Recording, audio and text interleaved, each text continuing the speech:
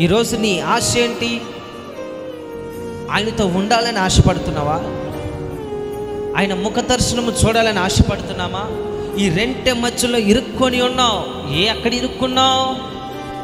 ఏ సమస్యల మధ్యలో ఇరుక్కున్నాం? లోకం అనే పాడైపోయిన లోకంలో ఇరుక్కొని ఉన్నావు.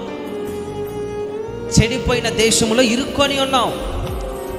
పాపములో ఇరుక్కబడి ఉన్నావు. శోధనలో ఇరుక్కొనిబడి ఉన్నావు. అప్పుల సమస్యలో ఇరుక్కబడి ఉన్నావు. ప్రతి సమస్యలో నువ్వు ఇరుక్కొని ఉన్నావు, చిక్కులు పడి ఉన్నావు. ప్రతి కట్టడలలో నువ్వు కట్టబడి ఉన్నావు. అనేకమైన బంధకాలు నిన్ను బాధిస్తున్నాయి. అనేకమైన సమస్యలు నిన్ను కృంగదీస్తున్నాయి. ఇదిగో ఆ యొక్క ఇరుక్కొని ఉన్నా నేను. అయితే నిన్ను ఇరుకులో నుండి విశాలతలోనికి నడిపించగలిగిన వాడు ఆయన ఒక్కడే. స్తోత్రం కలుగును గాక.